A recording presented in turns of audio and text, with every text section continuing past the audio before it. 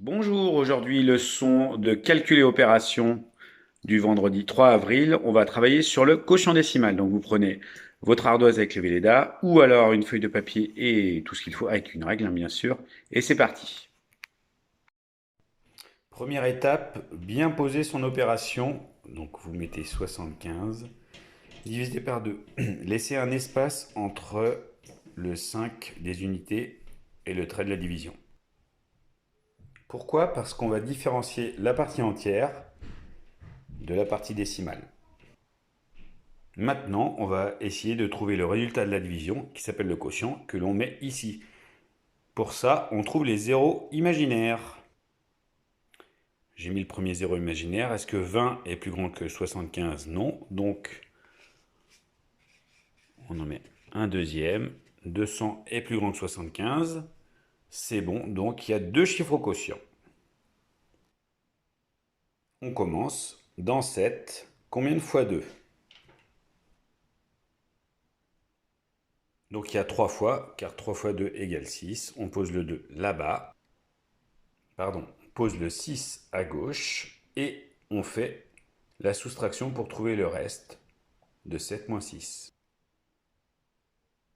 Donc il reste 1. Maintenant, on va abaisser avec une flèche les unités et on va essayer de trouver le résultat des unités au quotient.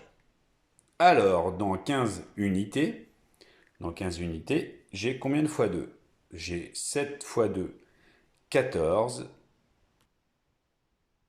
7 fois 2, 14. Et maintenant, je vais essayer de trouver le reste de cette deuxième opération. Donc 15 moins 14 égale combien? Ou qu'est-ce qui manque à 14 pour arriver à 15?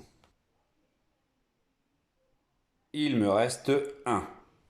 On a vu que donc le quotient de la partie entière est égal à 37. On va essayer d'aller plus loin et de trouver ce qu'il y a après la virgule. Pour cela, on va tracer un trait comme on fait d'habitude en numération entre la partie entière et la partie décimale. Comme tout le monde le sait, on sait que une unité, c'est pareil que 10 dixièmes. Donc, dans 10, j'ai combien de fois 2? Dans 10 dixièmes, j'ai combien de fois 2? Donc, bien sûr, comme c'est après la partie des unités, on va mettre la virgule. Donc, j'ai 5 fois 2.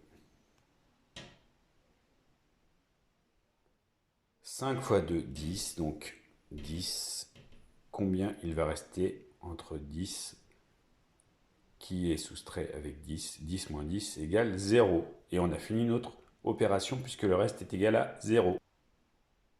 Quand le reste est égal à 0, les enfants, vous le savez, on ne peut plus partager.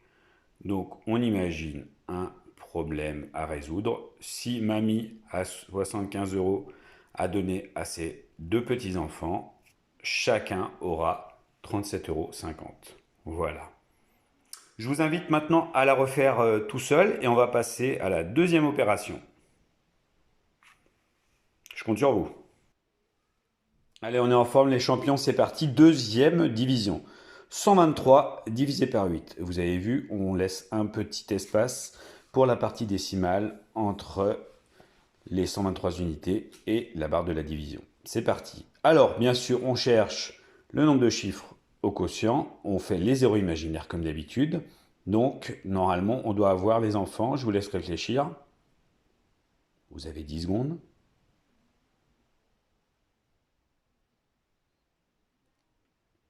Deux chiffres au quotient. Deux chiffres au quotient. Donc, on va calculer la partie entière hein, qui est en noir. Donc, dans 1, est-ce que je peux partager un 1 en 8? Non, on ne peut pas. Donc, on prend 12. Dans 12, j'ai combien de fois 8? J'ai 1 fois 8, 8. 1 fois 8, 8 pour arriver à 12.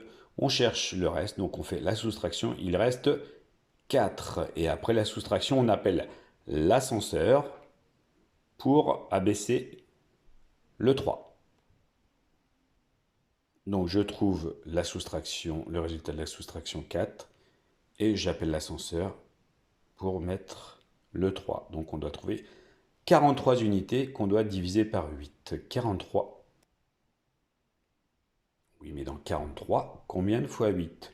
6 fois 8, 48. C'est un peu grand. Voilà. Donc on va baisser. 5 fois 8, 40. 5 fois 8, 40. 40 pour aller à 43. Il manque 3. Voilà. Et on a fini la partie entière. On continue. On sait que 3 unités qu'il reste, c'est pareil que 30 dixièmes. Donc 30 dixièmes les enfants. Dans 30 dixièmes, j'ai combien de fois 8? 3 fois 8, 24, ça m'a l'air pas mal. 4 fois 8, 32, c'est trop. Donc c'est 3 fois 8, 24. Et on cherche après le résultat de la soustraction 30 moins 24. Et donc on trouve 6 dixièmes. Et 6 dixièmes, c'est comme si on disait 60 centièmes. Donc on va baisser et on va appeler l'ascenseur pour baisser le chiffre des centièmes. Donc 6 dixièmes, ça va devenir 60 centièmes. Et on va chercher les centièmes aussi au quotient. Ce qui nous donne 7 fois 8, 56. 56, c'est plus petit que 60, donc c'est bon. C'est le bon résultat. Ensuite, on trouve le résultat de la soustraction. Donc 60 moins 56 égale 4. Ou qu'est-ce qui manque à 56 pour arriver à 60? Il reste 4. Et ensuite, on abaisse, puisque c'est encore possible, le chiffre, le 0 des millièmes, parce qu'il n'y a rien, donc on peut mettre 0. Hein. Donc 4 centièmes, ça fait 40 millièmes. Et dans 40 millièmes, j'ai combien de fois 8? J'ai 5 fois 8, 40. Et normalement, on aura trouvé le reste égal à 0. Le reste est bien égal à 0. 40 moins 40, ça fait 0. On a fini notre opération. Donc 123 divisé par 8, ça fait 15 unités et 375 millièmes. Et le résultat est bon puisque le reste est égal à 0. On ne peut plus partager. On a fini. On a bien trouvé 123 divisé par 8. Le quotient est 15,375. Le reste, il est égal à 0. On ne peut plus partager, donc c'est bon. Alors les enfants, vous allez enlever la vidéo et vous allez essayer de faire cette opération tout seul.